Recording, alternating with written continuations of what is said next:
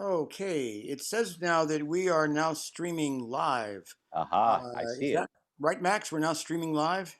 Almost. Okay, all right, okay. This feels very Brady Bunch, Jim, because I'm looking up at you. It's I on. figured it must be somewhere Mhm. because it's just, Yeah, it's incredible. yeah. I mean, these two ridiculously brilliant minds just Yeah. going back and forth. But the book is so interesting the way that, it just takes in where they came from. And I had no idea that Buck And was, we are live. hey, everybody. Hey, I'm folks, Jim Niesen, and I'm with me tonight is Michael David Gordon, a longtime Irondale actor. I think you've been with us since 1990. Is that correct? 1991. 91. Okay. Yes, it's You're a crazy. little bit younger than I remembered you. Yeah, well, listen. Anyway, as you all know, we are picking up our 1599 cycle again. 2 weeks ago, we brought you Henry V, and I probably mentioned it going into because I just kind of babble when I'm talking at the beginning, but about why we did the 1599 project again, because it seemed that so many of the things that were going on in the world were things that we felt this uh, what do you call it? It's not a trilogy, it's a quadrilogy or something, spoke to. And I made a whole list of them. And now there are all these new things in 2 weeks' time that have so changed what the world is about. As if we didn't have enough on our plates or enough challenges, now we're going someplace else. And in rehearsing the readings this week, um, what I found was the play, it may be bending a bit, but it's still speaking very directly to what may be, and very likely is, an even more challenging, desperate world than the one that we encountered 2 weeks ago. Although I will say, uh, I think there's some very positive things about what's happening in the world right now, too. Very positive things. And Michael David, talk to me here. What are you thinking about? Well, um, as a black man, the way that I'm existing in this play now as an actor and as Brutus is way different than the way I would have existed in it even a month ago. Can you be And specific about that? Because that's the word. sure, sure, absolutely, absolutely. There's a sense that uh, I know that I wield power in a way now as Brutus, and in a sense, there's a way that I know that I wield power now as a citizen in Mm-hmm. the world, where I knew it intellectually before that I did, but I am seeing not only myself, but other people wield real power in terms of getting other people in power to actually look at things differently and to change policies. I mean, literally, policy is changing as we speak. Things happening in the city council, for instance, here in New York City. The banning of, this Rule 50A, which I won't go into. Yeah. But that is something that a month ago was impossible. It just would not have happened. And it's happening now, I think, because of so much of what is going on. And the way that I'm connecting it to the piece is what is it? What happens when citizens band together and decide that something needs to change, something politically? Now, whether it be positive or for the negative, there is a great power that I think you have when the citizenry comes to the fore. And it's one of the reasons why I wanted to, we've had this controversy within the company about whether we should do this play this week because of all that's going on. And I was one of the people that was pushing for it, which is incredibly ironic since it's sort of an inside company thing, but I'm not a big Shakespeare fan. I know that's sort of sacrilegious for an actor to say, but But he we're doesn't, bringing you along. yeah, well, You have mastered him. I will say, well, we'll see that in a few minutes. Yes. he doesn't speak to me in the ways that a Susie Laurie Parks or Brecht or No. somebody like that would. But I found myself this week really pushing for this play to be done. I think it's really important. Um, One of the things that I talked about a little bit this afternoon is how I see this play as a warning or a primer about how not to engage. And you want to talk about that a little bit? It's like, what are the lessons that you learn from avoiding the behavior of Brutus? Well, um, well, for one thing, political assassination doesn't work. It just ultimately doesn't work. And whether that's literal political assassination, obviously, but also assassination in terms of a person's reputation, in terms of the way, if you're trying to affect change, if you're trying to make something happen, calling somebody a name or, you know, uh, creating some sort of conspiracy theory about them ultimately does not work. Yeah. It's interesting because I think that what we discovered this afternoon is that perhaps the most important scene in the play, the tenth scene, You is the scene in which two people get everything off their chest and things are never working right after that. Right, Yeah. right, right. Yeah, Okay. absolutely, All right. absolutely. And I guess also for me, just and this may be a last thing, doing this play now. I mean, look, Shakespeare is a dead white guy, straight up, and there are people that I know and respect who have serious problems as we speak, because I know they're watching, with me as a black man, Michael David, doing this play right now while there are people literally outside my door marching down Washington Avenue and protesting. Yeah. And they think that I should be out there with them. And my opinion is that as a black man, but a black man who's an artist and an actor, my role and my place is here doing this work because we all have to do our work, whatever work that is, leading, working on a cause. Yeah. Well said. Um, I want you to have the last word. So could you just talk us into getting the play started, please? Sure. Uh, Ladies and gentlemen, glad you're here and sit back and afterwards we will have a conversation among us all, I hope. But for now, we take you to, I'll just give you the last word, but a conversation. It will be happening on YouTube oh, just yes, yes, after it'll the be show happening. on PBS. Yeah. Yes, it'll be happening on YouTube after, just type in your questions and, we'll field them. So now, ladies and gentlemen, Julius Caesar.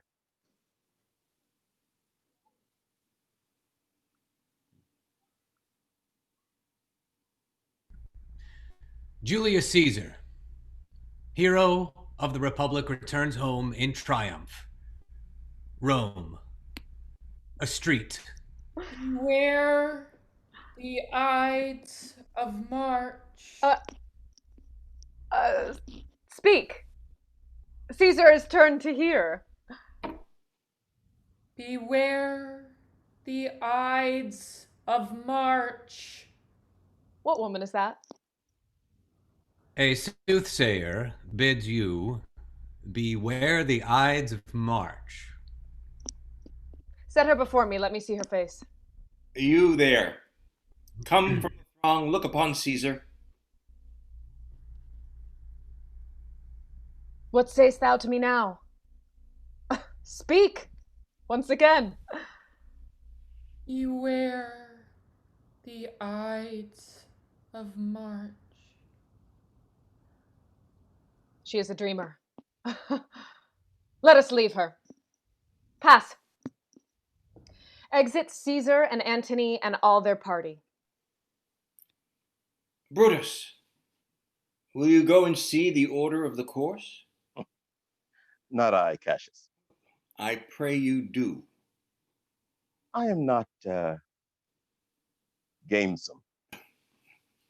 May I ask you a good question, Brutus? Can you see your face? My own face? Your face. No, Cassius. The eye can't see itself. Have you a mirror? No. No. Then I cannot see my face.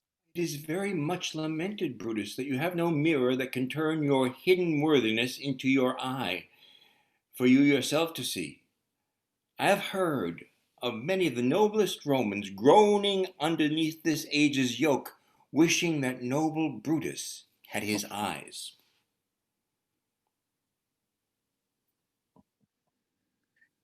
Into what dangers would you lead me, Cassius, that you would have me seek into myself for that which is not in me?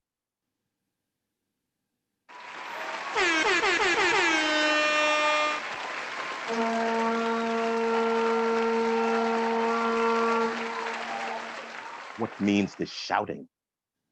I do fear the people choose Caesar as their king. Aye. Do you fear it? Then I must think you would not have it so. No, I would not, Cassius. Yet I love him well. What is it that you would impart to me? Well, honor is the subject of my story. I was born free as Caesar, so were you. But this man is now become a god, and Cassius is a wretched creature who must bend his body if Caesar carelessly but nod on him. Caesar doth bestride the narrow world like a colossus, and we petty men walk under his huge legs and peep about to find ourselves dishonorable graves. Men at some time are masters of their fates. The fault, dear Brutus, is not in our stars, but in ourselves that we are underlings. That you do love me, Cassius, I am nothing jealous. What you would work me to, I have some aim. The games are done and Caesar's returning. Antonio, let me have men about me that are fat, sleek-headed men and such a sleep o' nights. Yond Cassius has a lean and hungry look. Thinks too much. Such men are dangerous. Ugh. Would he were fatter. Fear him not, Caesar. He's not dangerous. He reads much.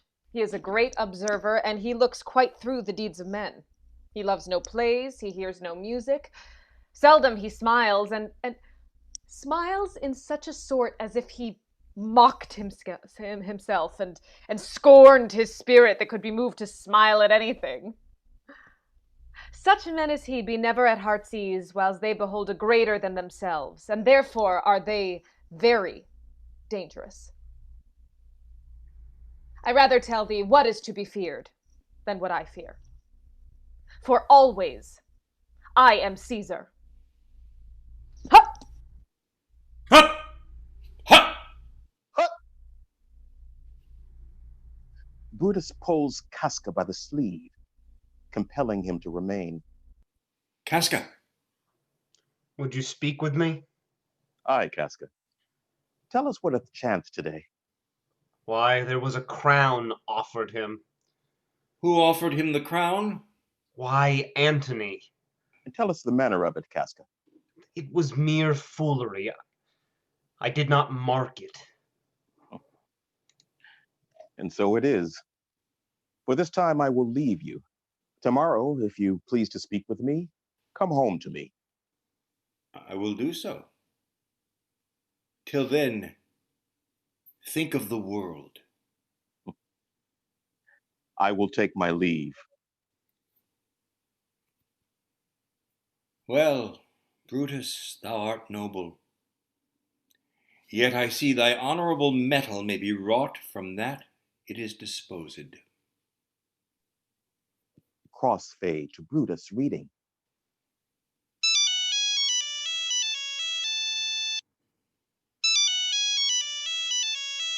What? I thought I had this thing on. I thought they had this thing on hum. Brutus, thou sleepest. Awake and see thyself. Shall Rome, etc. Speak, strike, redress. Such instigations have oft been dropped wherein I have took them up. Shall Rome, etc. Thus must I piece this out. Shall Rome stand under one man's awe? What, Rome?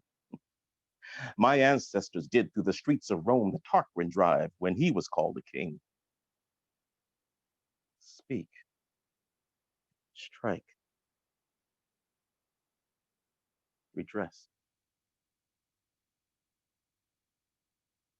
Am I entreated to speak and strike? Oh, Rome, I make thee promise. If the redress will follow, thou receivest thy full petition at the hand of Brutus. Enter Cassius and the conspirators. Good morrow, Brutus. Do we trouble you? Oh, I've been up this hour, awake all night. Know I these men that come along with you? Yes, every man of them. This Decius Brutus, He is welcome. this Casca, this Cinna, and this Metellus Cimber. They are all welcome. Shall I entreat a word? Cassius takes Brutus aside for a private conversation as the others wait in awkward silence. Doth not the day break here? No. Oh, pardon, sir, it doth. And yon grey lines that fret the clouds are messengers of day. Brutus and Cassius return to the group. Give me your hands all over, one by one. And swear. No, Swear a resolution. no, no. We will not swear a resolution. What we'd need any spur but our own cause to prick us to redress. But what of Cicero? Shall we sound him? No, name him not. Let us not break with him, for he will not follow anything that other men begin. Then leave him out. Indeed. He is not fit.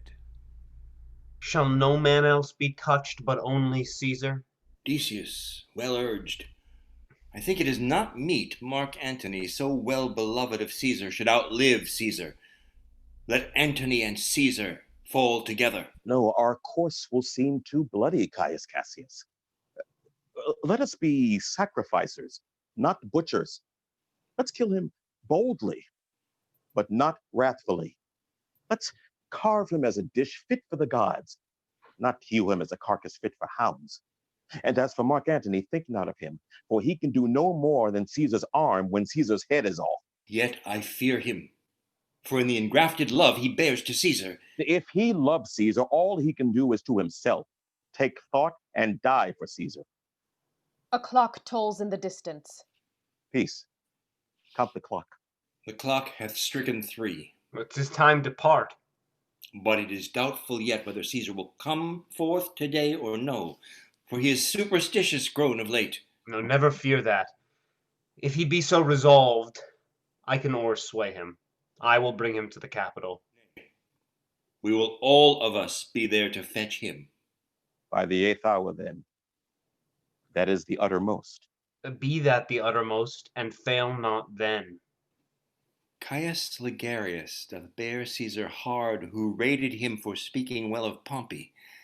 I wonder none of you have thought of him. Now, good Metellus, go along by him. He loves me well, and I have given him reasons. Send him but hither, and I'll fashion him. The morning comes upon us.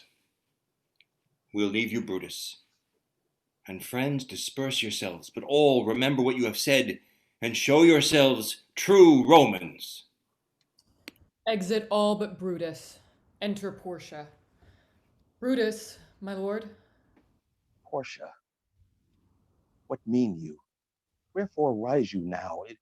It is not for your health to thus commit your weak condition to the raw, cold morning. Nor for yours, neither. You've ungently, Brutus, stolen from my bed. And yesternight at supper you arose suddenly and walked about, musing and sighing with your arms across. And when I asked you what the matter was, with an angry wafture of your hand, you gave sign for me to leave you. So I did, hoping it was but an effect of humor, which sometimes hath his hour with every man. It will not let you eat, nor talk, nor sleep, and could it work so much upon your shape as it hath much prevailed upon your condition, I should not know you, Brutus. Dear my lord. Make me acquainted with your cause of grief. I am not well in health. That is all. Brutus is wise, and were he not in health, he should embrace the means to come by it. Good Portia, go to bed.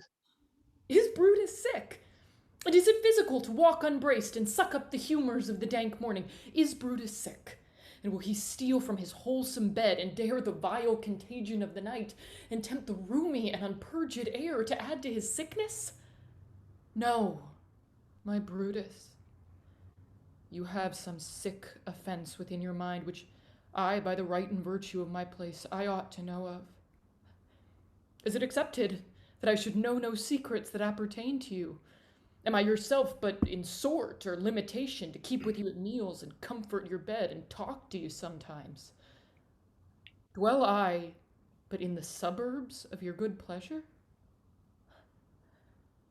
If it be no more, Portia is Brutus's harlot, not his wife. Portia. Portia. Enter Caius. Caius Ligarius. You are not well? I am not sick. If Brutus have in hand any exploit worthy the name of honor. Such an exploit have I in hand, Caius. Had you a healthful ear to hear of it. Oh, by all the gods that Romans bow before, I hear, discard my sickness. Now you bid me run, and I will strive with things impossible. Yea, get the better of them. What's to do? A piece of work that will make sick men whole.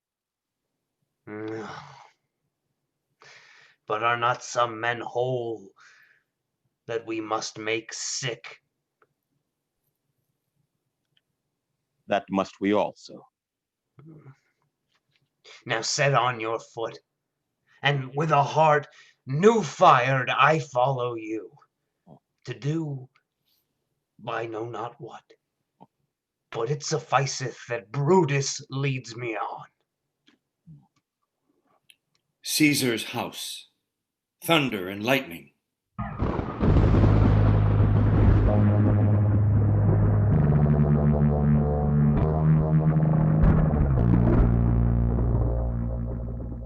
Enter Caesar. Enter Calpurnia. Nor heaven nor earth hath been at peace tonight. Thrice hath Calpurnia in her sleep cried out, "Help, ho, they murder Caesar." Who's within? You shall not stir out of your house today. Caesar shall forth. The things that threatened me ne'er looked but on my back. When they shall see the face of Caesar, they are vanished. I never stood on ceremony, yet now they fright me. There's one within, besides the things that we have heard and seen, recounts most horrid sights seen by the watch. A lioness hath whelped in the street. Graves have yawned and yielded up their dead. Fierce fiery warriors fight upon the clouds. Yet Caesar shall go forth. For these predictions are to the world in general as to Caesar. When beggars die, there are no comets seen. The heavens themselves blaze forth the death of princes. Cowards die many times before their deaths. The valiant never taste of death but once. Of all the wonders that I yet have heard, it seems to me most strange that men should fear, seeing that death, a necessary end, will come when it will come. Not go forth today. Call it my fear that keeps you in the house and not your own. We'll send Mark Antony to the Senate House. Mark Antony shall say I am not well, and for thy humor, I will stay at home. Here's Decius Brutus. He shall tell them so. Caesar, all hail. Good morrow, worthy Caesar. I come to fetch you to the Senate House. Tell them I will not come today. Say he is sick. Shall Caesar send a lie?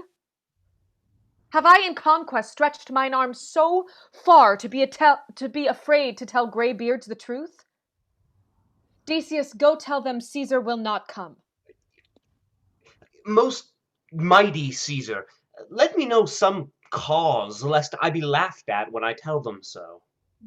The cause is in my will. I will not come. That is enough to satisfy the Senate. But for your private satisfaction, because I love you, I will let you know. Calpurnia here, my wife, stays me at home. She dreamt tonight she saw my statua, which, like a fountain with 100 spouts, did run pure blood. And many lusty Romans came smiling and did bathe their hands in it. And these does she apply for warnings and portents and evils imminent. Well, this dream is all a misinterpreted. It was a vision fair and fortunate. Your statue, spouting blood in which so many smiling Romans bathed, it signifies that from you, great Rome shall suck reviving blood. This by Calpurnia's dream is signified. And this way have you well expounded it. No, the Senate have concluded to give this day a crown to mighty Caesar. If you shall send them word you will not come, their minds may change. If Caesar hide himself, shall they not whisper, "Lo, Caesar is afraid"? How foolish do your fears seem now, Calpurnia. I am ashamed I did yield to them. A street near the capital.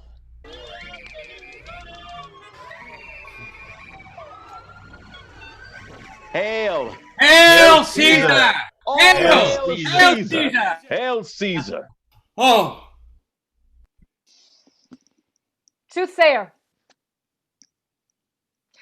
the Ides of March are come. Aye, Caesar, but not gone. oh, Caesar, What is now amiss? most high, most mighty, most puissant Caesar. I must prevent thee, Cassius. Be not fond to think that Caesar bears such rebel blood that will be thawed from the true quality with that which melteth fools. Is there No, Caesar does not wrong, nor without cause will he be satisfied. Is there no voice more worthy than mine own to sound more sweetly in great Caesar's ear for the repealing of my banished brother? I too desire that Publius Cimber may have an immediate freedom of repeal. What, Brutus? Pardon, Caesar. Caesar, pardon. Caesar! I could be well moved if I were as you. If I could pray to move, prayers would move me. But I am constant as the northern star, of whose true fixed and resting quality there is no fellow in the firmament. The skies are painted with unnumbered sparks. They are all fire, and every one doth shine. But there's but one in all doth hold his place, so in the world. 'Tis furnished well with men, and men are flesh and blood and apprehensive. Yet in the number I do know but one, that unassailable holds on his rank, unshaked of motion. And that I am he. Let me a little show it even in this. That constant I was, Cimber should be banished, and constant do remain to keep him so. Speak, hands, for me. Casca attacks first, then the other conspirators, and finally, Brutus stabs Caesar. Et tu, Brute, then fall, Caesar.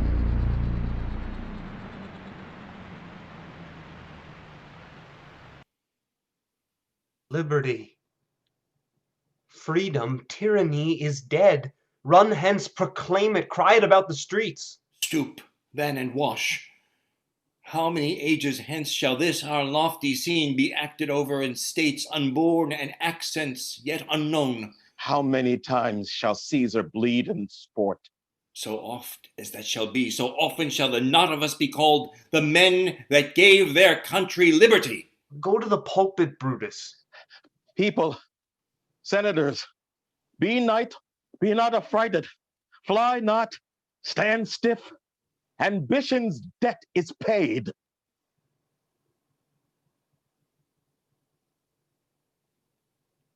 Welcome, Mark Antony.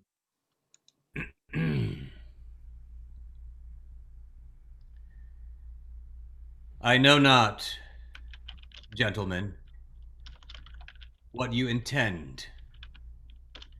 Who else must be let blood, who else is rank? If I myself, there is no hour so fit as Caesar's death hour. Now, whilst your purpled hands do reek and smoke, fulfill your pleasure, live 1,000 years, I shall not find myself so apt to die. Antony, beg not your death of us. Though we must now appear both bloody and cruel, you see but our hands, our hearts, you see not. But be patient till we have appeased the multitude beside themselves with fear, and then we will deliver you the cause why I, that did love Caesar when I struck him, have thus proceeded. I doubt not of your wisdom. Let each man render me his bloody hand. First, do I shake with you, gentlemen? All, alas, what shall I say?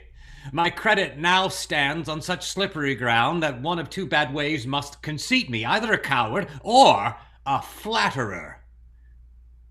That I did love thee, Caesar. Oh, 'tis true.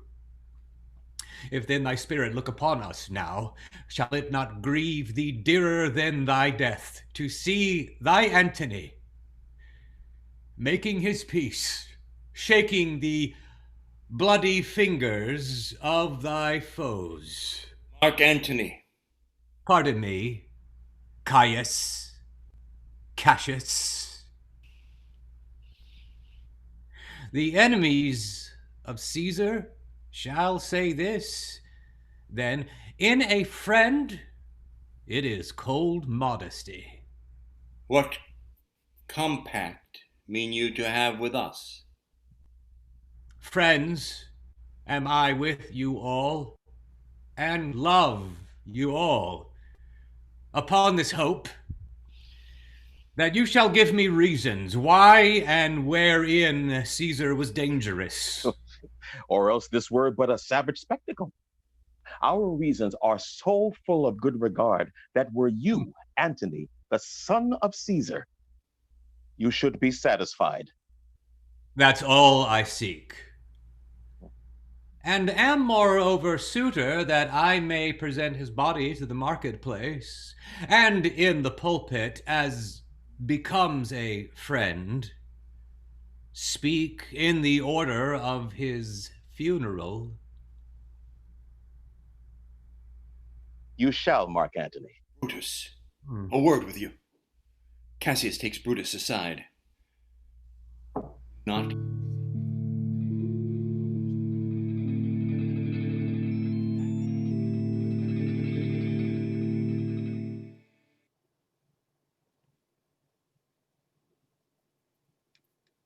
I will myself into the pulpit first, and show the reason of our Caesar's death. It shall advantage us more than do us wrong.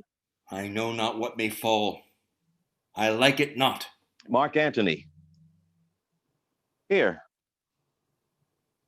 take you Caesar's body, but you shall not in your funeral speech blame us, but speak all good you can devise of Caesar, and say that you do it with our permission.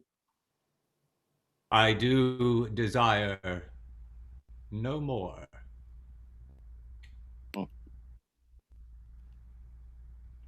Exit all but Antony.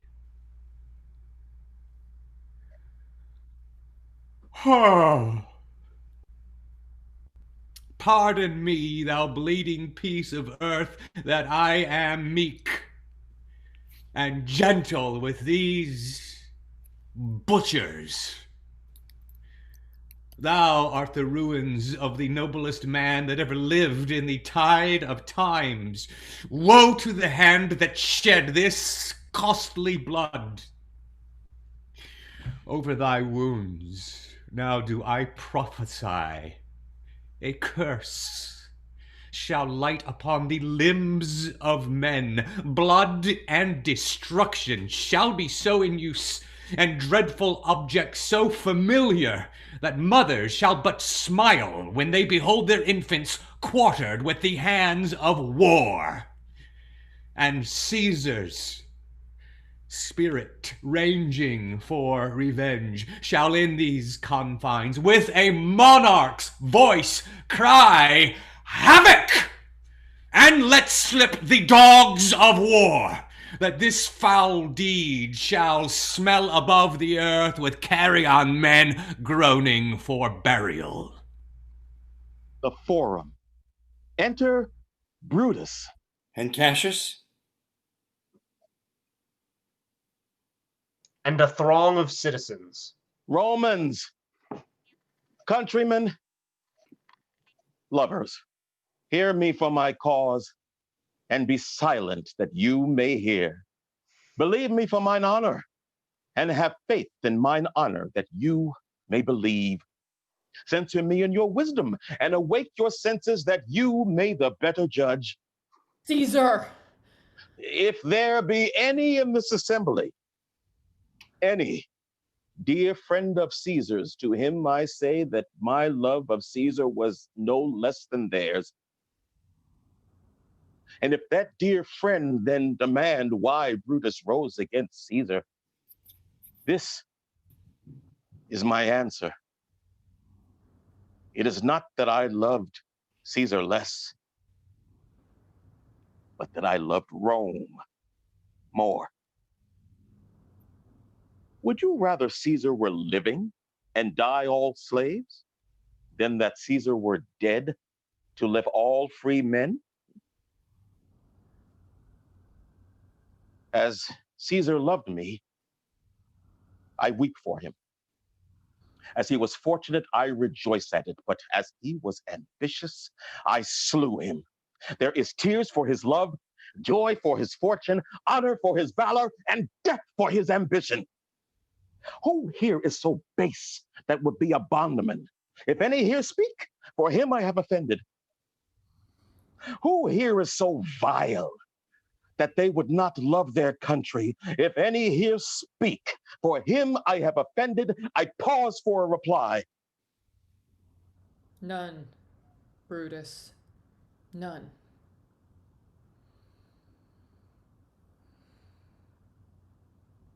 And none have I offended.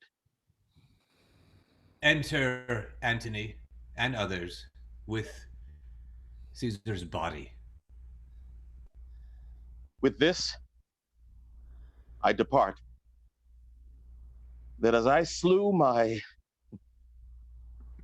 best lover for the good of Rome, I have the same dagger for myself when it shall please my country to need my death. Brutus! Brutus.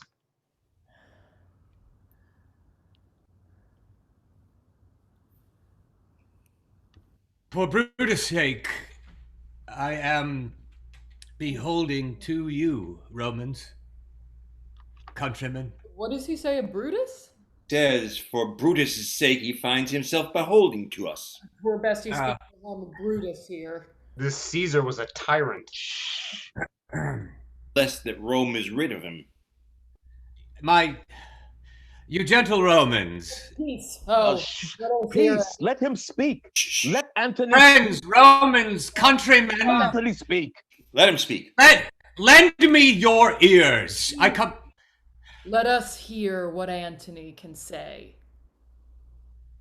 I come to bury Caesar, not to praise him. The evil that men do lives after them. The good is often tarred with their bones, so let it be with Caesar. The noble Brutus hath told you Caesar was ambitious Indeed. If Yes. it were so, Yes. it was a grievous fault, and grievously hath Caesar answered it. Here, under leave of Brutus and the rest, for Brutus is an honorable man. Get The down! great Yep. man. Yep. Brutus is a So great are man. they all. Honorable. So are Honorable they man. all honorable men? Yes, they are. Yes. Come I to speak at Caesar's funeral, he was my friend, faithful and just to me. But Brutus says he was ambitious, and Brutus is an honorable Brutus man. speaks the truth. He speaks the truth. He hath brought many captives home to Rome, whose ransoms did the general coffers fill. Did this in Caesar seem ambitious, when that the poor have cried? Caesar hath wept. Ambition should be made of sterner stuff, yet Brutus says he was ambitious, and Brutus is an honorable man. Stop twisting Brutus. words. Hail Brutus. Brutus. Fire. I speak not to disprove what Brutus spoke, but here I am to speak what I do know. You all did love him once, not without cause. What cause withholds you thus to mourn for him? Oh, judgment, thou art fled to brutish beasts, and men have lost their reason.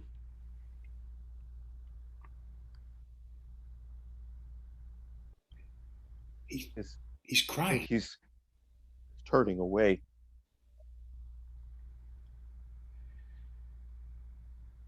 Bear with me. My heart is in the coffin there with Caesar, and I must pause till it come back to me.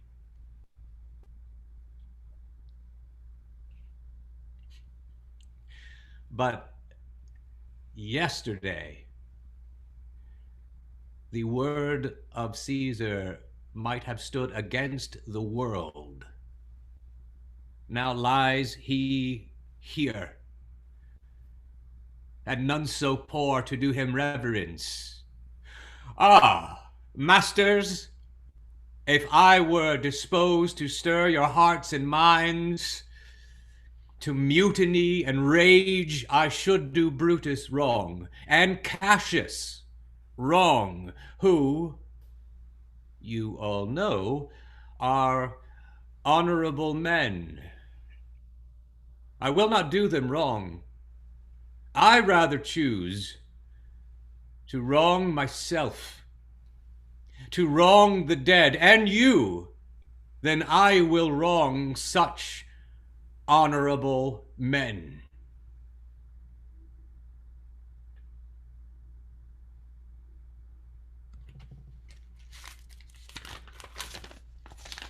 But here's a parchment with the seal of Caesar. I found it in his closet. 'Tis his will. Oh. What his will.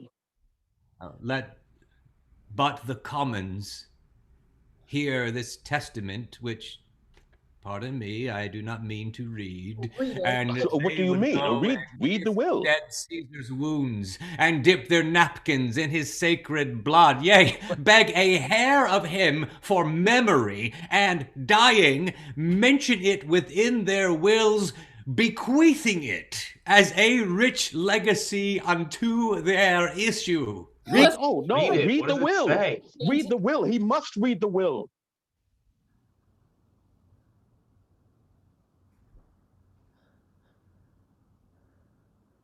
If you have tears, prepare to shed them now.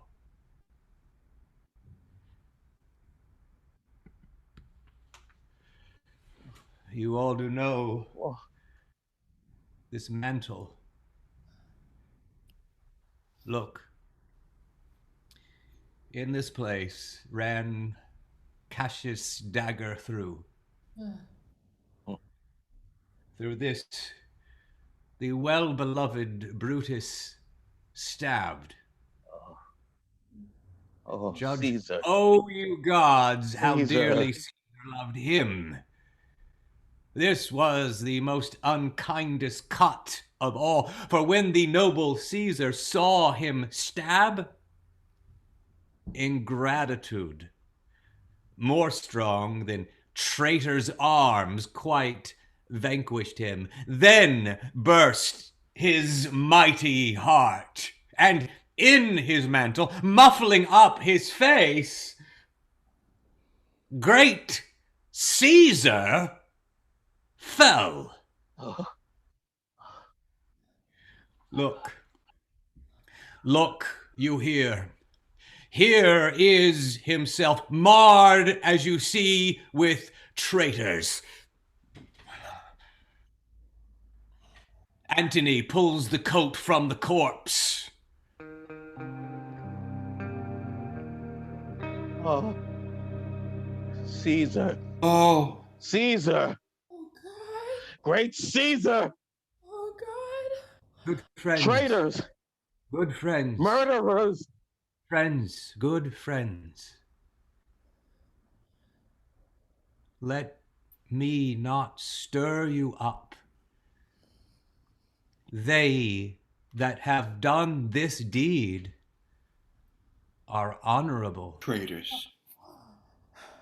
What private griefs they have, alas, I know not, that made them do it. They are wise and honorable and will, no doubt, with reasons, answer you. Burn them. They have no honor. Burn They them. have no honor. Bastards. Murderers.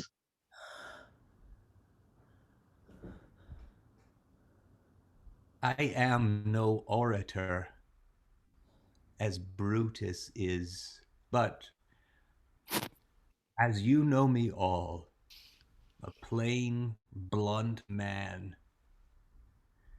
I have neither wit, nor will, nor worth, action, nor utterance, nor the power of speech to stir men's blood. I only speak right on. I tell you that which you yourselves do know. Show you sweet Caesar's wounds, and bid them speak for me. We'll burn the house of Brutus. Burn him. Yes. Burn Brutus. Yes. Burn Brutus. Why, friends! You go to do you know not what. Wherein hath Caesar thus deserved your loves? Alas, you know not. I must tell you then, you have forgot the will I told you of. The will. Oh, Here the will. will. Tell us what is in Here it. is Tell the us what is in will. it. And under Caesar's seal.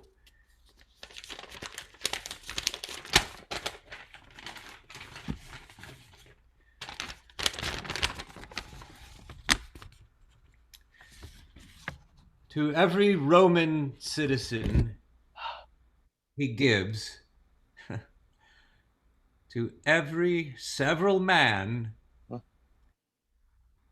75 drachmas. Moreover, he hath left you all his walks, Oh, his private arbors and Hail. planted orchards, and to your heirs forever common pleasures to walk abroad and recreate Caesar. yourselves. Here was a Caesar. When comes such another? Hail Caesar! Silence. The mob turns slowly upstage and exits. With increasing tempo and a crescendo of footsteps. Now, let it work. Mischief, thou art afoot. Take thou what course thou wilt. A street. Enter Cinna, the poet. Enter citizens. The mob runs amok. What's your name? Whither are you going? Where do you dwell? Answer directly. Aye, and briefly. Aye, and wisely. What is my name? Whither am I going? Aye. Well, to answer every man directly and briefly and wisely and truly, I say I am a bachelor. I'm going to Caesar's funeral. As a friend or an enemy? As a friend. The matter is answered directly. Your name, sir? Truly. Truly, my name is Cinna. Tear him to pieces. Tear him to pieces. He's a conspirator. I'm Cinna the poet. Tear him for his bad verses. Tear him for his bad verses. I'm not Cinna the conspirator. It is no matter. His name's Cinna. Pluck but his name out of his heart and turn him going. Burn him! Burn. Burn him. Burn it. Burn him! Burn him! A house in Rome.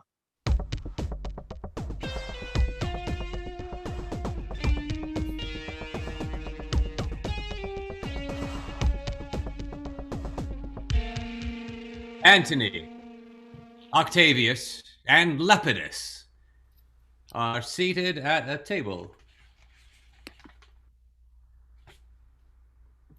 These many then shall die. Their names are pricked. Your brother too must die. Consent you, Lepidus? I do consent. Prick him down, Antony.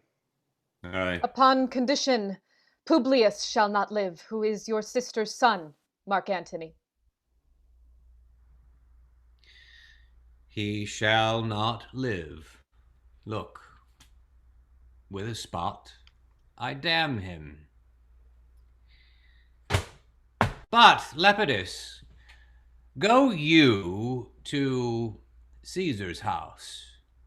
Fetch the will hither, and we shall determine how to cut off some charge in legacies. What shall I find you here? Or here, or at the Capitol. Exit Lepidus. This is a slight, unmeritable man, meet to be sent on errands. Is it fit, the threefold world divided, he should stand one of the three to share it? So you thought him, and took his voice who should be pricked to die in our black sentence of prescription.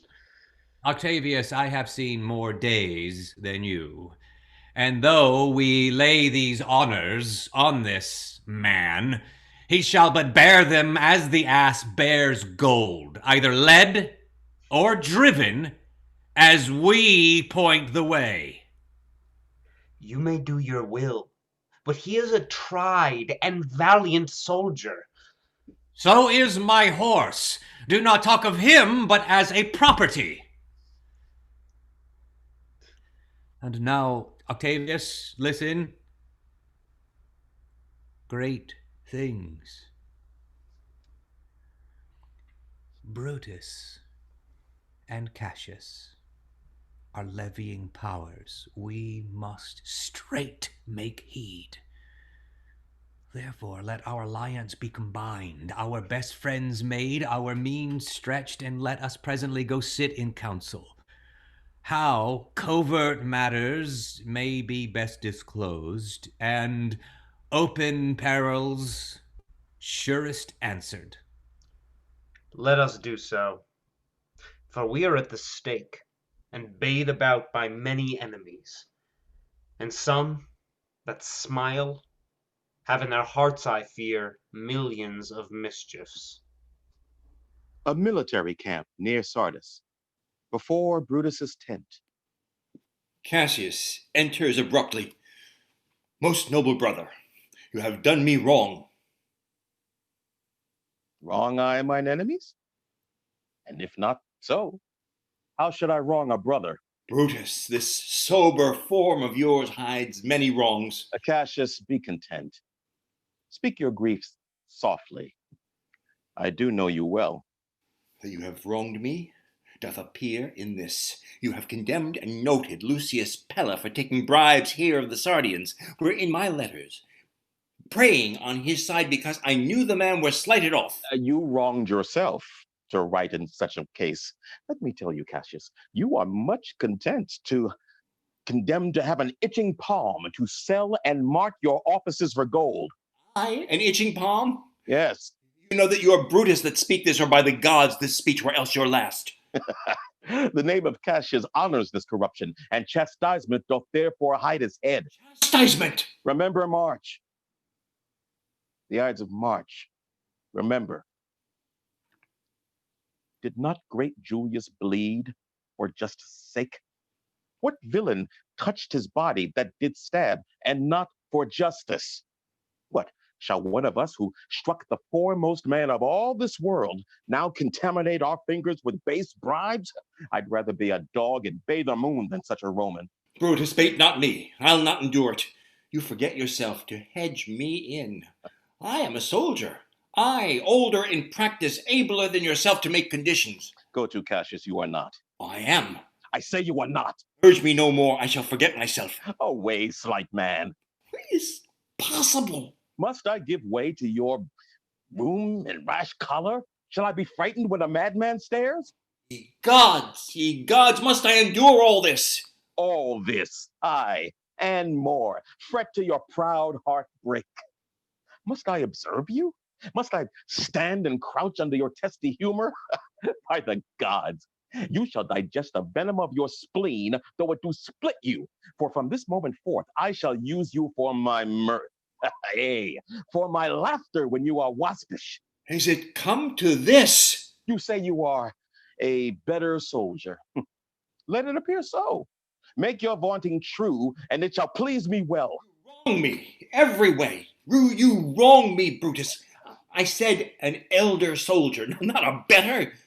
Did I say better? If you did, I care not. When Caesar lived, he durst not thus have moved me. Peace! Peace! You durst not so have tempted him. I durst not? No. What, durst not tempt him? For your life you durst not. Do not presume too much upon my love. I may do that I shall be sorry for. You have done that you should be sorry for. I did send to you for certain sums of gold to pay my legions, which you refused me. I denied you not. You did. I did not. He was but a fool that brought my answer back. A friend should bear his friend's infirmities, but Brutus makes mine greater than they are. I do not like your faults.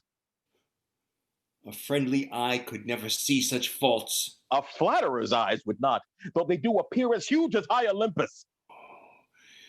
Cassius is a weary of the world. Oh. Hated by one he loves, brave his brother, checked like a bondman, all his faults observed. Oh, I could weep the spirit from mine eyes. This is my dagger. Strike as thou didst at Caesar, for I know when thou didst hate him most, thou lovedst him better than ever thou lovedst Cassius. Sheathe your dagger. Be angry when you will, it shall have scope. Do what you will, dishonor shall be humor. Hath Cassius lived to be but mirth and laughter to his Brutus when grief and blood ill-tempered vexeth him?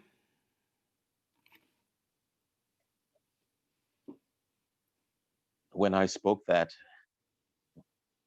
I was ill-tempered too.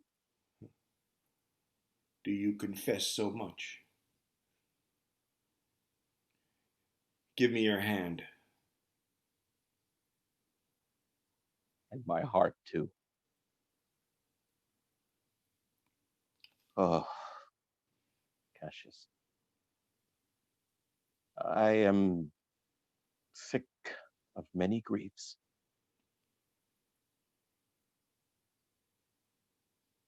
Portia is dead. Dead. Portia, She is dead. Portia, art thou gone? No more, I pray you. Ah, ah. What do you think of marching to Philippi presently? I do not think it good. Your reasons? 'Tis better the enemy seek us. So shall he waste his means, weary his soldiers, doing himself offence, whilst we, lying still, are full of rest, defence, and nimbleness. Good reasons much must of force give place to better. The people twixt Philippi and this ground do stand in but a forced affection to us. They have grudged us contribution. The enemy marching through them, by them, shall make a fuller number up. Our legions are full, our cause is ripe, and we at the height are ready to decline. Cassius, there is a tide in the affairs of men, which, taken at the flood, leads on to fortune, and we must take the current where it serves, or lose our ventures. Then with your will go on. We'll along ourselves and meet them at Philippi. At Philippi. Is there no more to say? No more. Good night. Early tomorrow we will rise, and hence.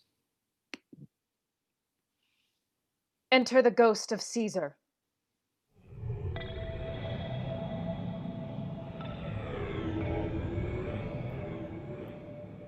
Who comes here? Thy evil spirit, Brutus, Why comest thou? to tell thee thou shalt see me at Philippi. Then I shall meet thee again. Aye, at Philippi.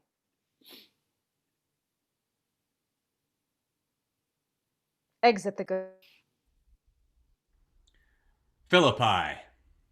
Enter Octavius, Antony, and their army. Now, Antony, our hopes are answered. You said the enemy would not come down, but keep the hills and upper regions. No, it proves not so. Their battles are at hand.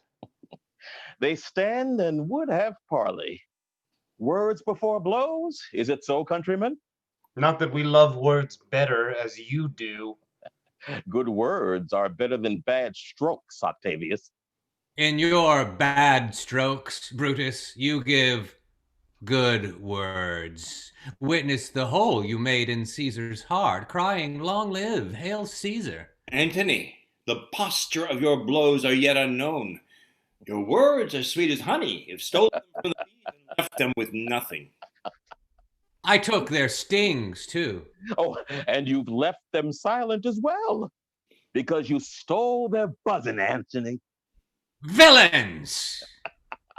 You did not so when your vile daggers hacked one another in the sides of Caesar. You showed your teeth like apes, and fawned like hounds, and bowed like bondmen, kissing Caesar's feet, whilst damned Casca, like a cur, behind, struck Caesar in the neck. Ha! You flatterers! Come, the cause. Look, I draw a sword against conspirators. Now when think you that sword goes up again? Never, till Caesar's 330 wounds be well avenged. Come, Antony, away. Defiance, traitors, hurl we in your teeth. If you dare fight today, come to the field. If not, when you have stomachs. Exit Octavius. Antony. And their army. The storm is up, and all is on the hazard. The gods today stand friendly, that we may lead on our days to age. But since the affairs of men rest still uncertain, let's reason with the worst that may befall. If we do lose this battle, then this is the very last time we shall speak together. What then are you determined to do? You are contented to be led in triumph through the streets of Rome? No, Cassius. No. But this same day must end that work. The Ides of March begun. And whether we shall meet again, I know not.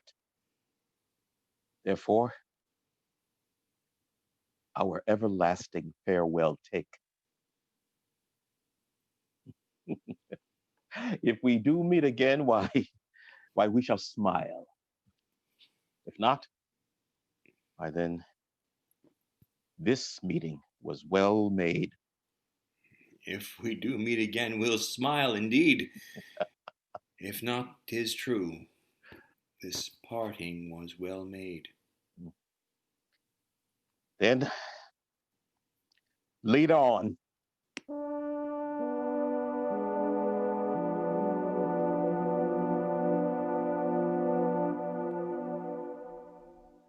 Brutus exits, only to return to a different front of the battle. Oh, Cassius! Brutus gave the word too early. We by Antony are all enclosed. Fly further off, my lord, fly further off. Mark Antony is in your tent. Life is run his compass. Come now. With this good sword that ran through Caesar's bowels, search this bosom. When my face is covered, as 'tis now, guide thou the sword. The ghost of Caesar steers Decius' sword into its mark. Cassius sinks to his knees. Caesar, thou art revenged, even with the sword that killed thee. And Cassius dies. Enter Brutus, who runs to the fallen Cassius.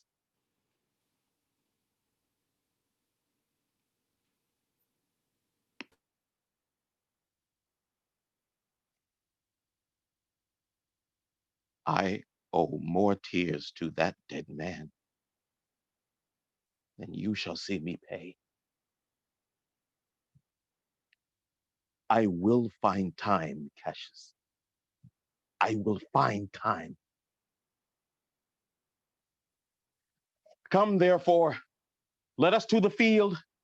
'Tis 3 o'clock, and Romans yet ere night, that we shall try our fortune in a second fight.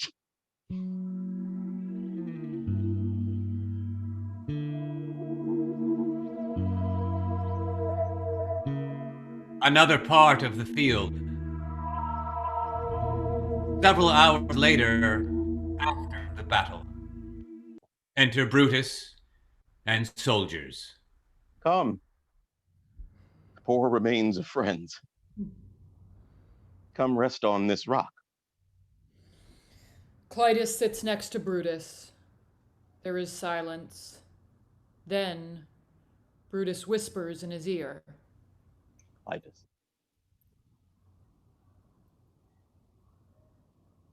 What? I, my lord? No, not for all the world. Peace. No words. I'll rather kill myself. Good Volumnius, come hither. I know my hour is near.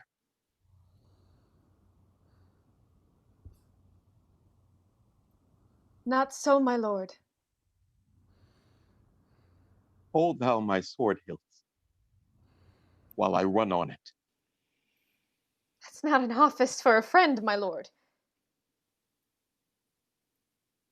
The sounds of battle are heard in the distance.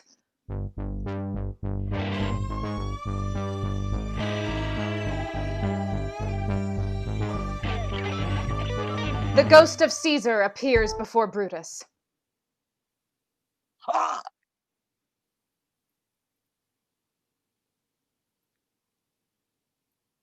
Wilt thou, Caesar, now be still? I killed not thee with half so good a will. Antony and Octavius suddenly appear. They stand over the body of Brutus, bearing military banners. This was the noblest Roman of them all. All the conspirators, save only he, did that they did in envy of great Caesar.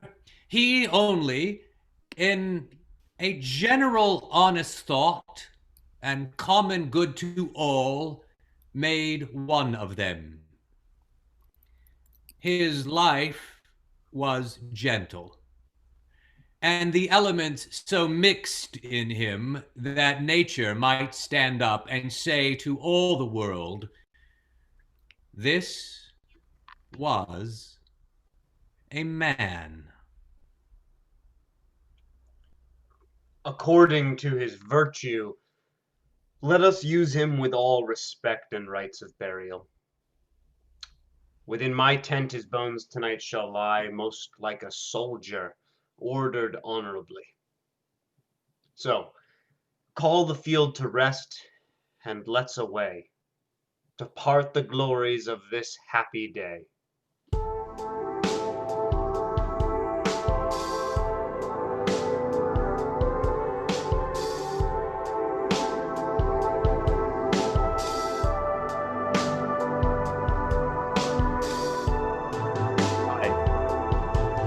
Michael David Gordon, and I played Brutus.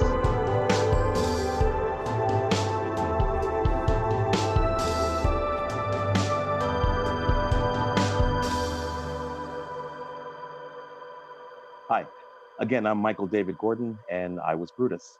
I'm Terry Greiss. I was Cassius, and I'm one of the founders of Irondale. Hi, I am Joey Collins, and I played Mark Antony. Hi, I'm Katie Wieland, and I was Julius Caesar. Hi, I'm Alex. I was Portia, Calpurnia, and other roles. Hi, I'm Sam. And that's all. Yeah, I'm Sam. I'm also Sam Day Harmit, and I was behind the music and the audio cues in this. Bam. And I'm Max, and I did the tech. And I'm Jim, and I directed this and had the best seat in the house on my front porch. We're going to be hanging out for a while. We're going to start out just talking among ourselves a little bit about the backstage insiders thing. Everybody, what did you think about tonight? What did you maybe learn about it? What was your experience like? Just all the thoughts that an actor goes through, or anybody connected with the production, the music director, the sound designer. Just start talking, and I want to listen to what you have to say. Okay? We'll be here for a while. If anybody has anything that they want to join in the conversation, just on your YouTube, I'm sure that's where you are if you're still here, just type in your questions and we'll have somebody here passing them on to the audience, and we'll try to get to as many as we can. So thanks for being here. Well, I actually need to say it was kind of surreal because while I was doing that speech, Friends Romans, there was a protest going on that I could hear outside my window, and I just that was just really surreal and kind of heavy for me personally. Okay, because it's a congealing and coming together of all of these different strains and elements that have been going on for me in my head, in my soul, for the last 2 or 3 weeks.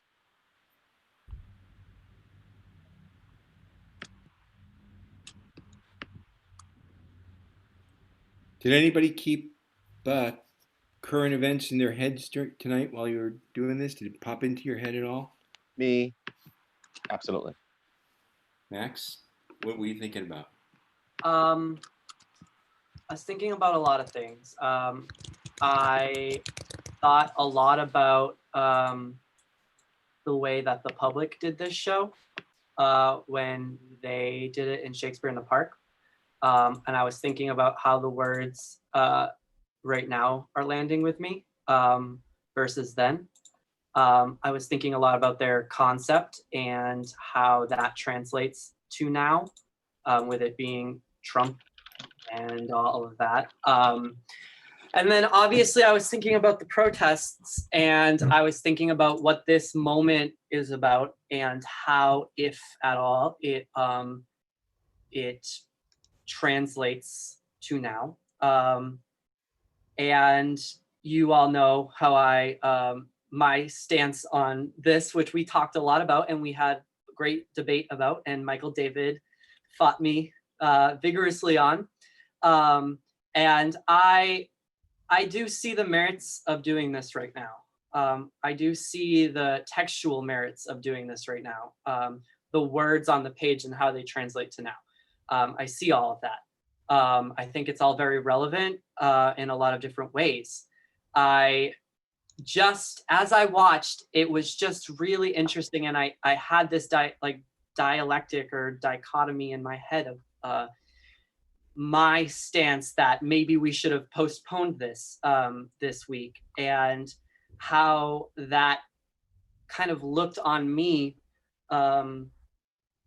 as I was watching this amazing leading man who is Black perform this, and how well you did, Michael David, and how that how you specifically, you in the role, spoke to me differently than anyone else had up to this point. And then I thought how I had never seen a Black Brutus before.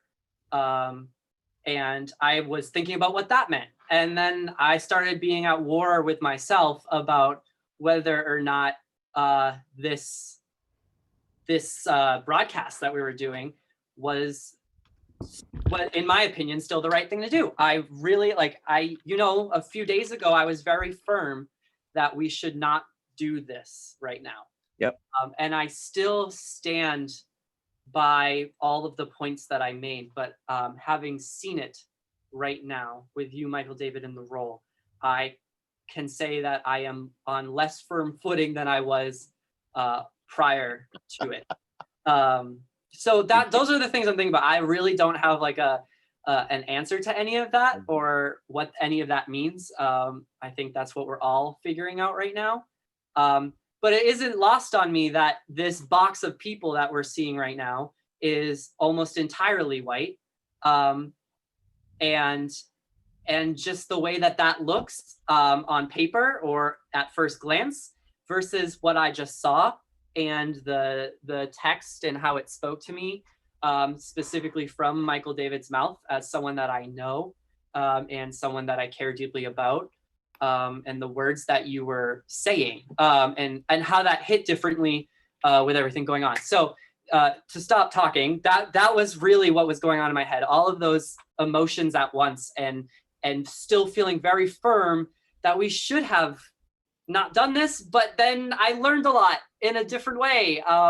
And so I'm lost. I don't know what the right thing is at the right moment. And I would be interested to hear how you all feel about it.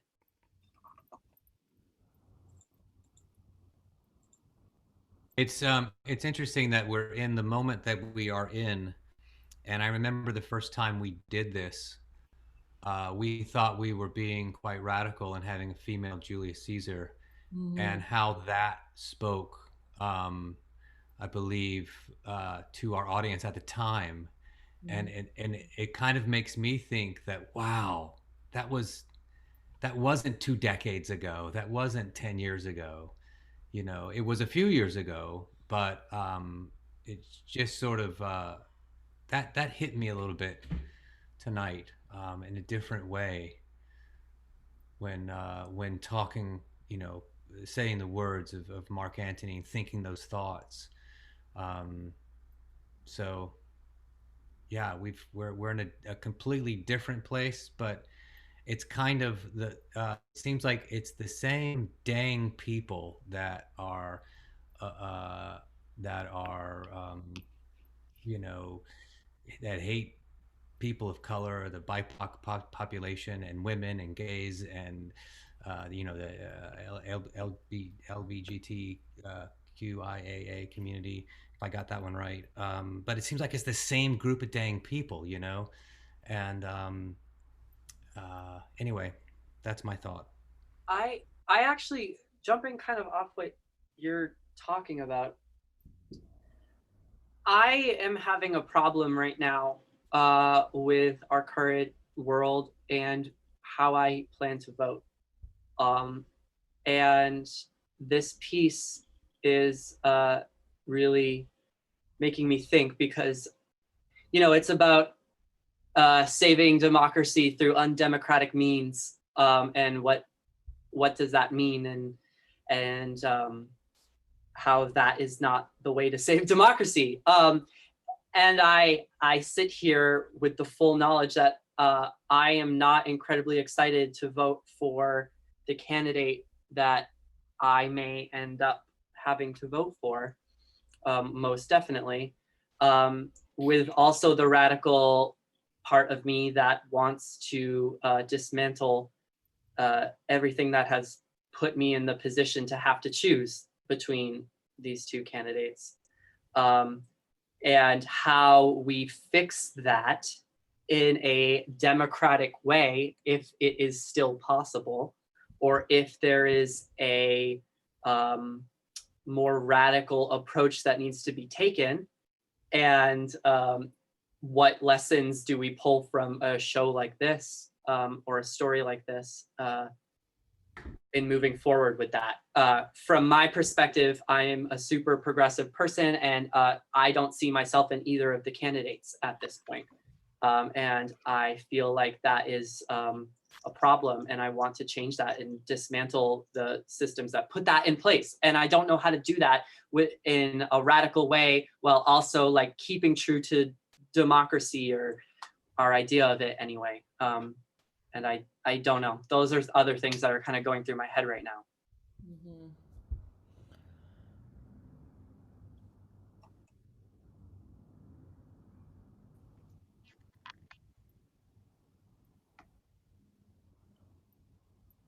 You know, Max, thank you, and Joey, everybody, for just the words you put out into it, because I think your conversation has demonstrated to me a casebook model of what art is and what it's about, in that it's not entertainment, it's not commerce.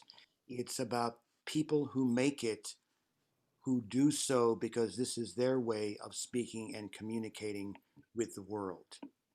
And one of the things that I think is at the heart of that is the idea that you see a piece, and if you don't see what's up there in at least a handful of different ways and meanings, that piece is not art.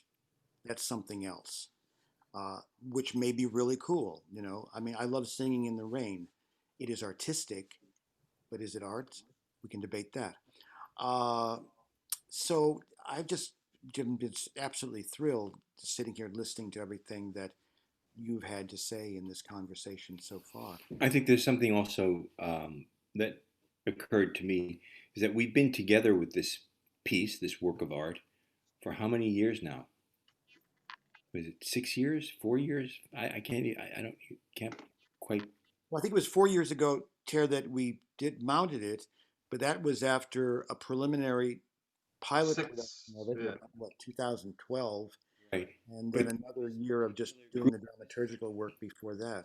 with this company, so and to, you know, in the scenes I wasn't in, just be watching the there's a seasoned quality. I mean, we just basically did something a little bit above a reading, but it was more than that, or it felt more than that. It felt like there was so much of own our own selves underneath all the text.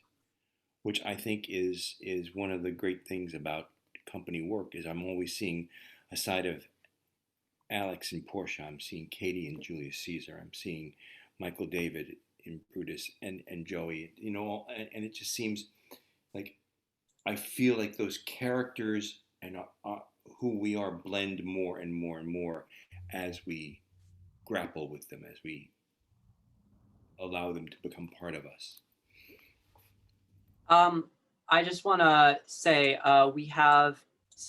we don't have many questions, but we do have a comment. This is from, and I'm sorry if I mispronounce your name. It is Javonde Jones. And they say that the two-party system is a relic. And I think that is probably in response to the conversation that we were having a few minutes ago. So I'd ask someone here to respond to that. There's a great book called I think it's the third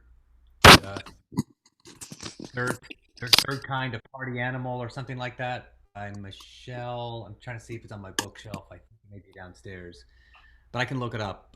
It's a call for that third party. It's a call for a different party, and it was written, if I'm not mistaken, in the aughts. So at least 12, 15 years ago. So I'll try and look at the title real quick.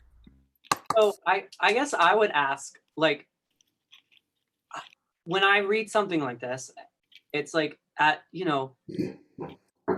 what do we do? How do we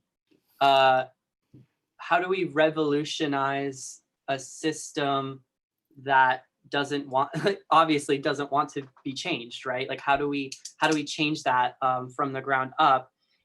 I mean, many people will say that you need to work from within the system, but then books on oppression will tell you that that's not the way to do it, such a thing, and to really have meaningful reform. And then I guess, when I read a play like this, one of the takeaways is like, well, be careful about how you go about revolutionizing or trying to save democracy.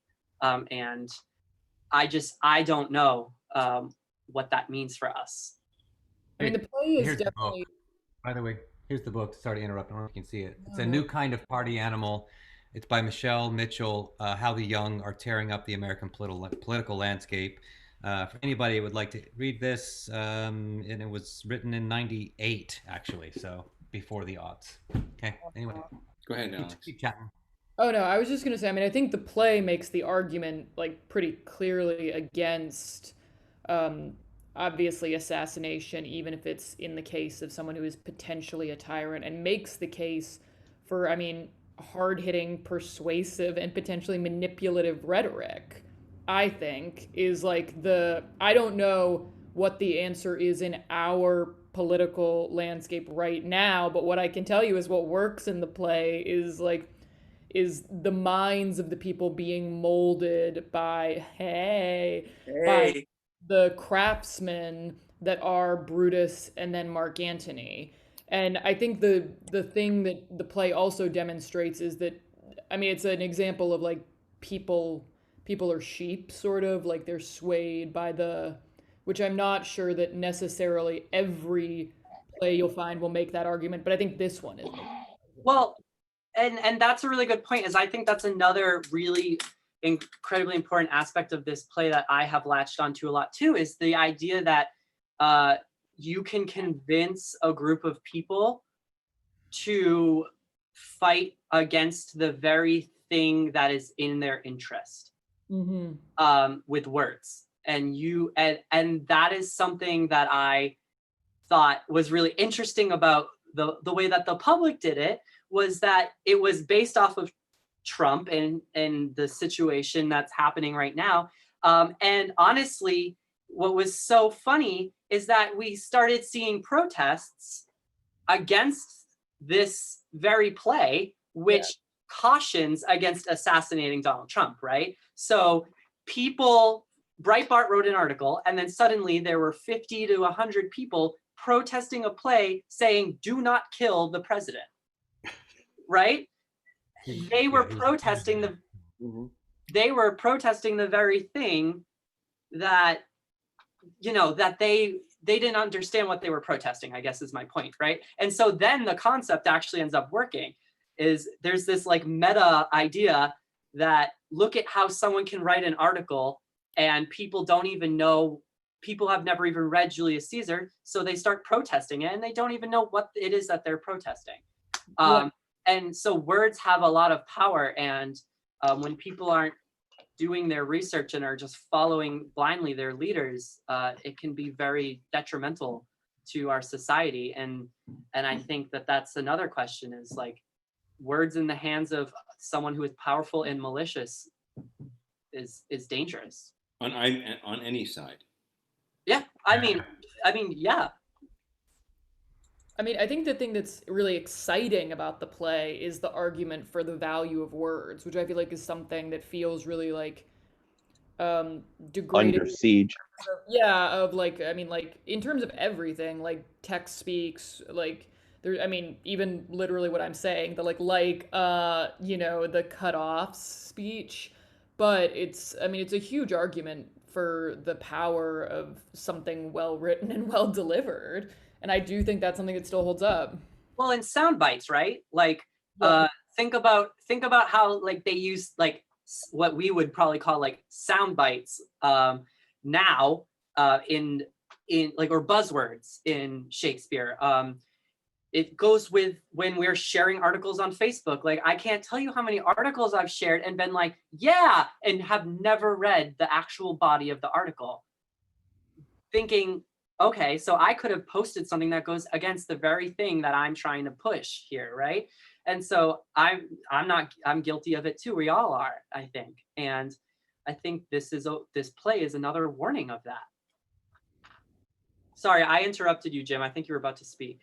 No. I was, but I think you were just covering a lot of what I wanted to talk about. Just what I noticed, and really just in the last day, I love it when you can be with a place for so long and all of a sudden you go, oh my God, I didn't know that was there. But it's really a model for all the different ways that people communicate.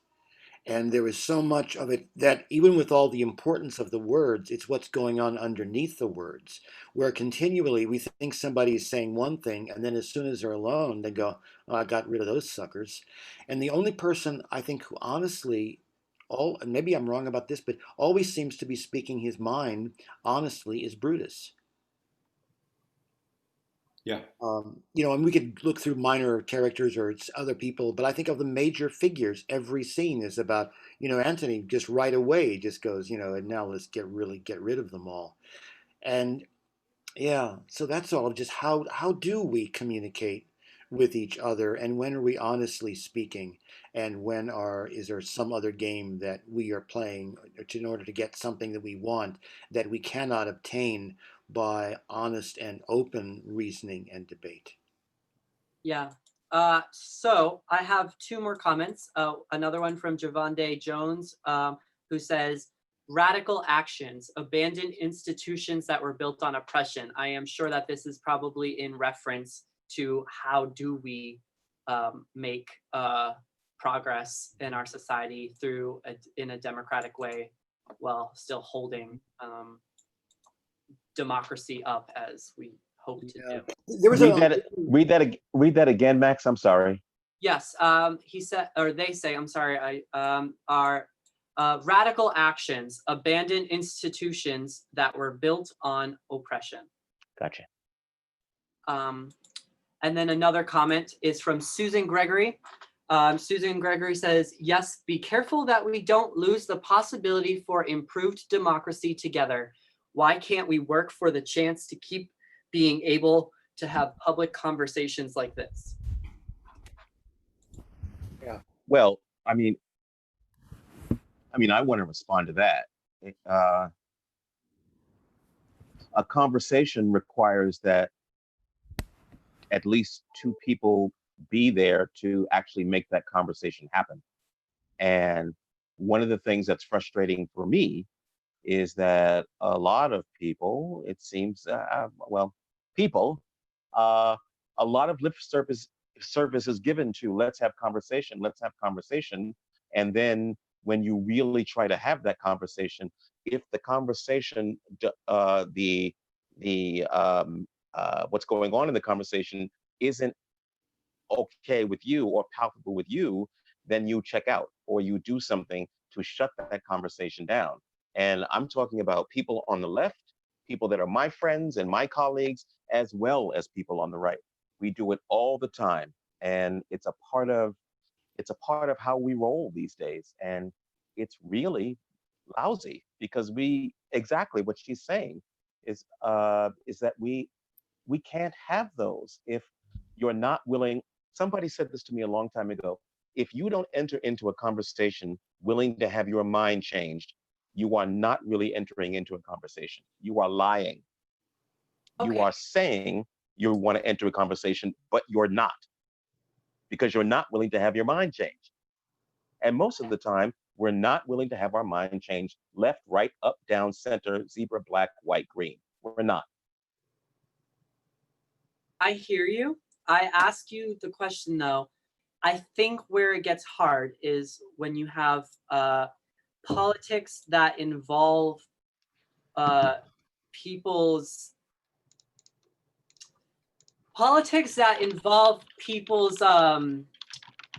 sense of safety and being considered as a equal person under the law in this country. And I think part of the issues that we come to are like I'm not incredibly interested in having a conversation with someone who doesn't believe that I have the right to not be killed for being gay, or not be fired for being gay, or not be or XYZ for being gay. And I'm sure that a lot of other people have the same opinion for that when we talk about other identity politics, right? So how do you open your mind enough to have a conversation with someone who on a basis level doesn't believe that you are on the same level as them? Mhm. That is where it gets hard. And that I'm not interested in having that conversation with people. I will have that conversation with people in ways that don't involve me, right? So I'm more than happy to be an ally for a person of color and go and talk to that person. But I don't want to talk to someone about me being gay if they don't believe that I have the right to exist, right? And I'm suggesting that those are the very people. That is the work. It's hard. It's painful, and it must happen. It has to, because if we don't do it, if you don't do it, who does? How does it change? If I can jump in here, Michael David. Yeah. I think you're onto something there, because I know that one of the most important things for me to help me realize where we are in this moment is when you go through, if anyone's ever gone through like anti-racism training or classes or workshops, one of the most helpful things for me was to begin that class. The very first thing you do, and I'm speaking to my white brothers and sisters out there, the very first thing you do is you do a state your name. And it's hard, but the state your name, it goes something like this: hi, I am Joey Collins, and I'm racist, and I don't want to be. And you can continue the statement from there. And that is a very difficult thing to do, but once one does that, and I think that applies to sexism, to homophobia, to whatever. Once one can do that, you don't want to go back. You just don't. But it takes a lot of courage, and we as a white community that want to be allies, we as a straight community that want to be allies, we who are men and want to be allies to women, we have to do that work, and we cannot move forward until we do those state your names, until we say to the world, look, I am flawed and I'm going to start owning it. And I think that this movement that's happening right now is really helping people realize that, and I hope it can continue to go farther, and that people are not just going to post things on Facebook or Instagram or that kind of stuff where they can stay safe. But you can't do the work, and the work after that, state your name, is really hard. And I think as a white man, I feel like I should shut up now because on this issue, um, I'm I'm not the voice that people need or want to listen to. I need to be the one listening. So I'm gonna shut up now. Well, listen, Joey, can I ask you one thing about that I'm curious about is what's the next step in that? Do you then move on to I was racist when I did this? Is it about deeds or is it about something else? No, it's really it depends on who your facilitator is. There are role plays, there are team exercises. They're not very far from a lot of the improv work yep. that Irondale does. Mhm. When I've been a guest at the what we used to call the COP project, to protect, serve, and understand, when you have the citizens and the police officers of New York City coming together and trying to understand one another, and then doing the show that you guys do.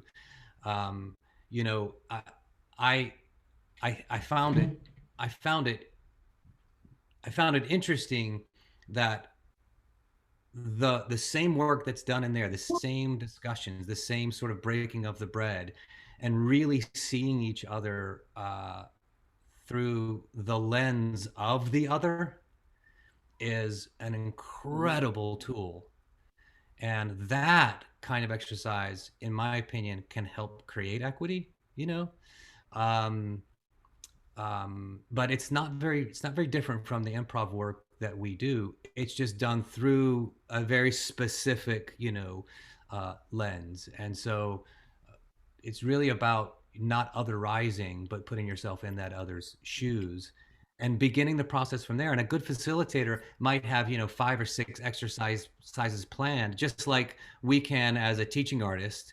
But then the group really works on another thing, really sort of latches onto another thing, and then you go with that. And so, but I feel like it cannot begin. I strongly believe that the work cannot begin for a white ally. You can't really call yourself an ally until you admit your flaws, and admit it in front of other people, so that you can be held accountable. And just to piggyback on that, there has to be, I think, a level of acceptance in this work in whichever place you are when you're doing this work. There's got to be an acceptance that there is going to be a lot of times when it is not safe.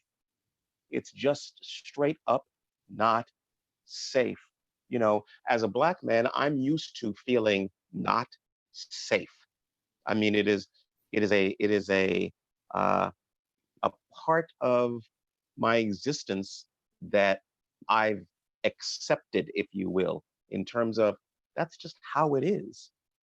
And the saving grace of it, though, is that once you make that acceptance, to a large extent, there's a strength in that, because on the other side of that lack of safety very often is, a breaking through to something that is really important, to certain kinds of truths that are super important.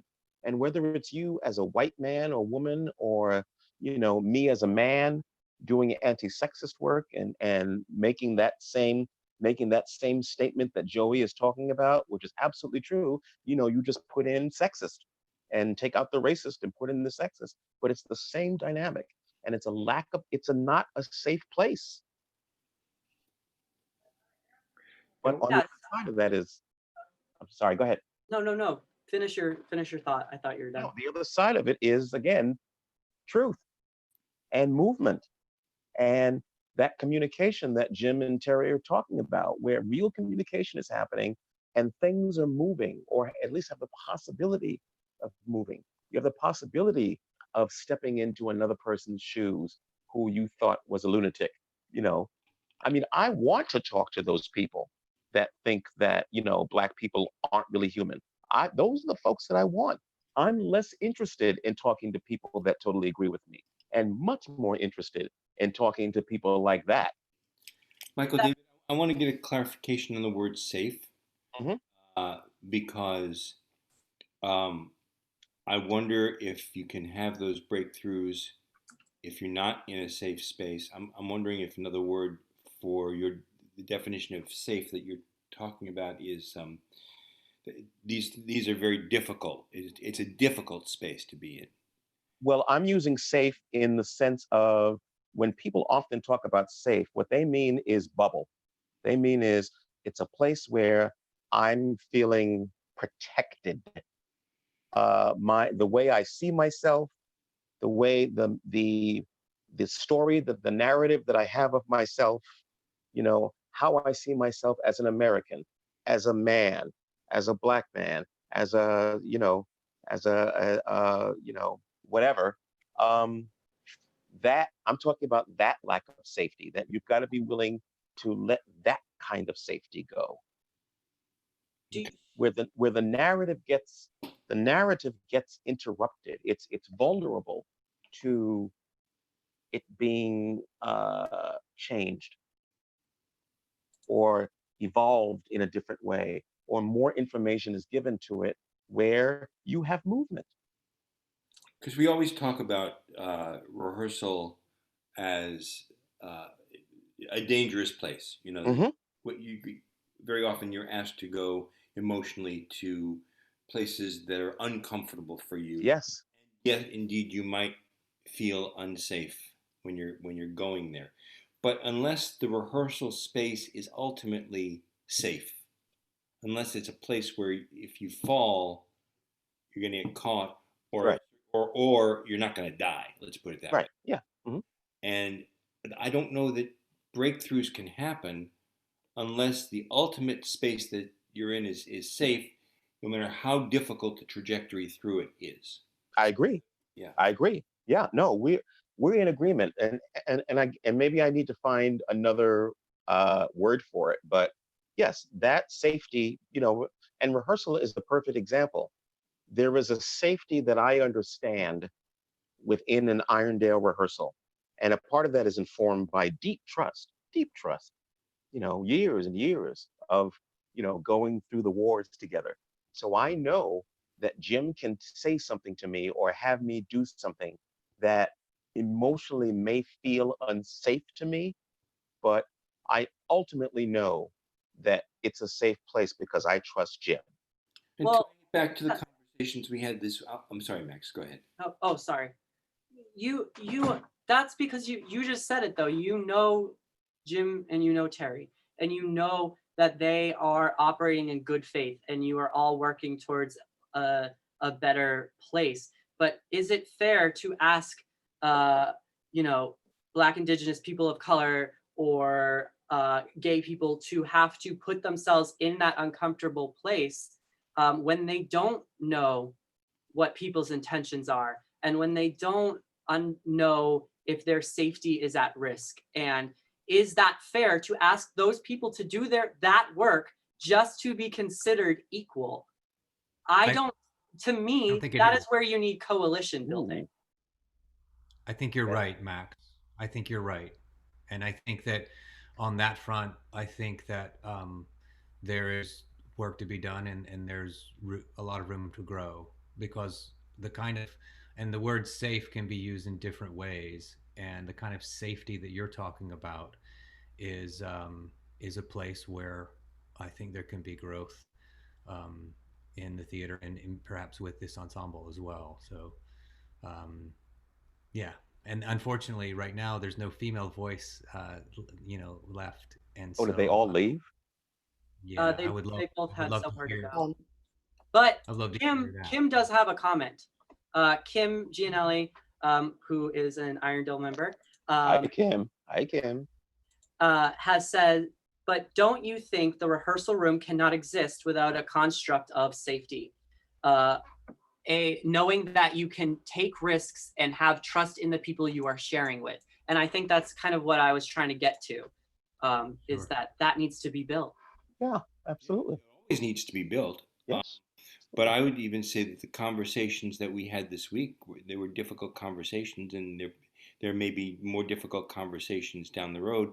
The reason we can have them, I hope, is because there is ultimately a safe space to have them in, and people can feel heard, or that they can express things that elsewhere they can't, or they're not comfortable yet. I think some of this for me is about what's your intent? What do you want to get out of the transaction? What's your objective when you go in there? Are you trying to change hearts and minds? Are you trying to get equal? Are you trying to get your child in the same school as a privileged child? I mean, what's your intent? And then the tactics, how safe you are, and how far you can go in pushing it depends greatly on the safety of the space that the conversation or the transaction is having. Yeah, and one of the ways to do that is to. I would like for Max to maybe expand in a second on coalition building. I think he's onto something here. One of the ways that we as a company can do that is that we can ask everyone that is a company member, and they're all not represented here, so I don't want to speak for them, but what it is that can trigger them. You know, I know that for me, one time in a rehearsal, uh, I grabbed one of our female actors in a way because I'm supposed to push her out of the room, and she later approached me as she should have, and said, "Hey, that wasn't comfortable for me." And I was just trying to hurry the process going. Like it was just a quick little, "Hey, we got to get out of here," and it was the end of the scene.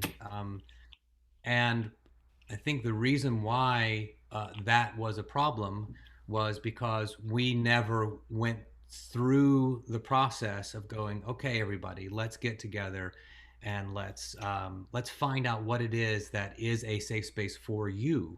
Because we're old school, I think, Jim, Terry, Michael, David, we're old school in the sense that we grow up in the theater when you could do sort of anything was safe, and touching each other in certain ways in certain places was fine, and you were encouraged. You were actually ridiculed and maybe even ostracized by your other actors or your brutal acting teachers, as I was, for not putting your hand on a girl's breast or putting it in a certain place on her behind, because that wasn't realistic enough, right? We live in a different world now. Very different time, for sure. Very different. And so in a way, we're a little bit behind on that, I think, and I think that there is a lot of room to grow. And I'd like to throw it to Max and talk about the coalition building that you were referring to. Yeah, I mean, well, so there's a great start going on right now, and there's a big movement for number one for intimacy directors, which I think are incredibly important. Yeah. And for those of you who don't know what an intimacy director is, the idea is that they help you quite literally just direct the intimacy. So there are a list of rules that are sort of set out from the beginning that you and your partner that you are going to become intimate with in the show lay out with each other. You have a moment before the show where you tap in, so okay, we are now in our job, right? We are now doing this thing, and this is now going to be okay. And then at the end, you tap back out, and you're two people again with rules and understandings and what you can and cannot do. I think that's one way that theater is trying to catch up to the current time. But apart from that, on a bigger scale, we need to build these coalitions, right? So like people like me should be doing that work that Michael David talks about, and having these conversations and fighting for the people that are out there marching right now, that demanding their rights, and talking to those people that don't think the same way. That's part of our job right now as allies. And I think that extends all the way into the rehearsal room, speaking up for people when you notice that maybe they're uncomfortable from the way that they were moved or touched or whatever. And that's not to say that it turns into a let's attack this person, but maybe if I was there in that moment, and I saw that it made her uncomfortable, could have pulled you aside and done that work, right? And been like, hey, I noticed this, blah, blah, blah. And then maybe you would have had the opportunity to go up and say, I am so sorry if I did that to you. And maybe that would have been something that someone could have done for me, vice versa, in all the different ways. And I think that this is ways that we protect each other and that we look out for one another. Well, last thing I want to say is that it occurs to me that there are two spaces that this kind of work needs to be done in. In the case of, say, white people doing anti-racist work, there's anti-racist work that is done with white people, among white people, only white people.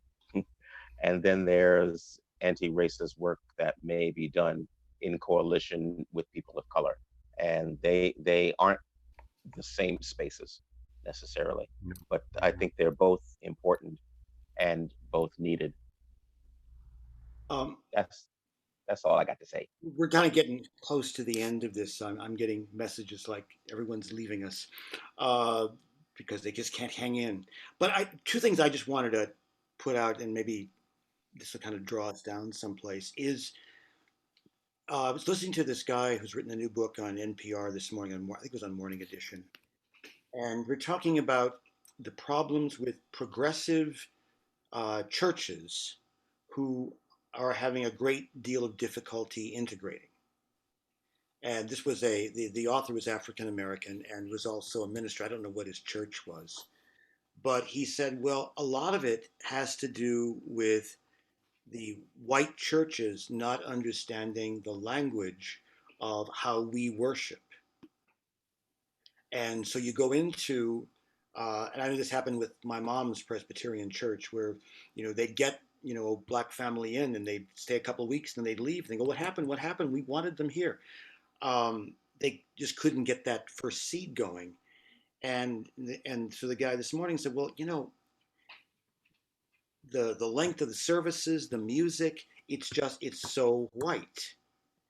And and I would say even take further, like the definition of God.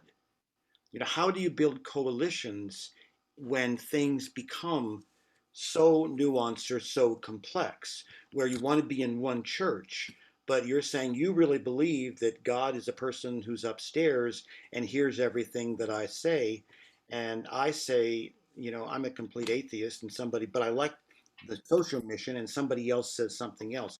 How do you bring that together? And I've been struggling with this all week, and the only answer right now that I can sort of stick into this is something that Alan Alda said when he was a guest at Irondale at the dinner that we had for him. And somebody said, what's the biggest problem that you see in America? And he said, our lack of nuance. And how do you find a way that you can live in these different places at the same time and say, yeah, I got that, but boy, this thing over here. And then the last thing, just to tie all this, it's like, you get in certain places and you are in an Anne Bogart exercise where everything keeps referring back to this one thing. And this Schnitzer play that some of us saw the other night, which culminates with, because it starts out with the doctor trying to do the right thing, which is to deny a patient last rites so that they will die happy. Because they're 15 minutes away from dying. And he loses everything. He ends up going to prison because one of his nurses is so pissed off she lies about him. And he comes out and he says, and the guy goes, yeah, but she admitted she lied. And now you can go back and get her. And he says, I was in prison 2 months and I spent a lot of time writing and I'm not angry now. I don't want to do something to her because of what she did to me. And this is, like in the Moliere plays where they have the wise friend that always is the voice of reason. And the voice of reason says, rightness is a very heavy thing to have. He said, if I wake up in the morning, and I told some of you this, and I spend morning to night trying to do everything that's right, I guarantee I will end up in jail by supper time.